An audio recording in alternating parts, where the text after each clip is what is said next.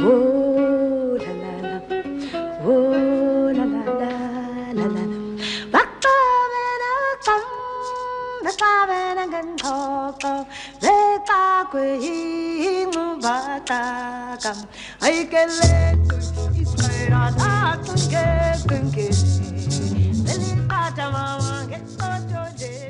Je voulais marcher dans le désert, ça c'était mon rêve depuis très très longtemps. Et donc j'ai fait un premier voyage dans le désert avec des amis, et bon, c'est vrai que là j'ai eu le virus quoi.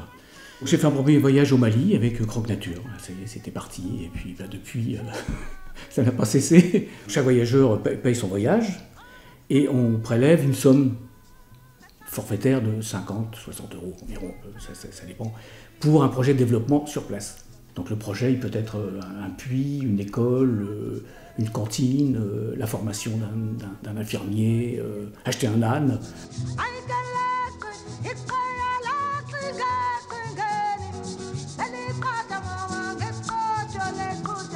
La dernière fois, notre projet, c'était de faire des dons de fournitures scolaires à une école primaire de 650 élèves, qui a été réalisée, qui s'est très bien passée. Notre objectif, c'est de donner du travail à des gens qui sont sur place, des locaux, pour éviter de les assister. Donc, par le biais du tourisme qu'on fait là-bas, donc ça leur donne du travail. Comme ça, ils peuvent subvenir à leurs propres besoins. On fait la pêche.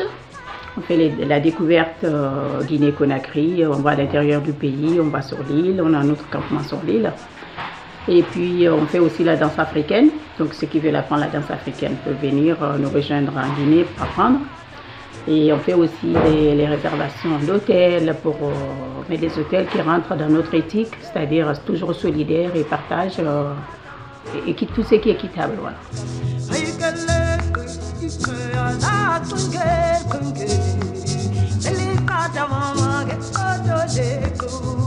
La valeur ajoutée du tourisme équitable, c'est la rencontre. L'outil économique est au service d'un projet social, qui est de faire du tourisme un outil de développement. On essaye de maximiser la part qui retourne au local, donc elle correspond à, en général, bien plus d'un tiers.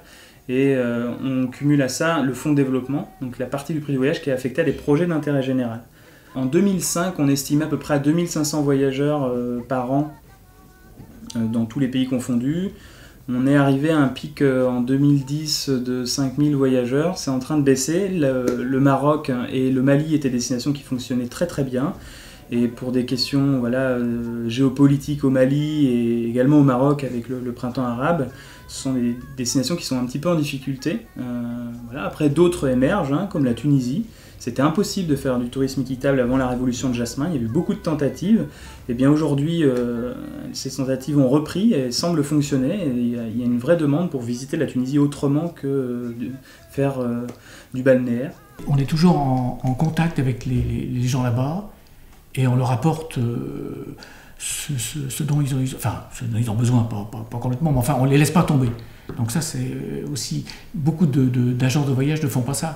Bon, ils travaillent avec les gens sur place, il y a un problème, on ferme, hop, terminé, ils s'en vont, ils laissent tomber les gens, ils ne savent pas ce qu'ils deviennent. Tout ça. Nous, non.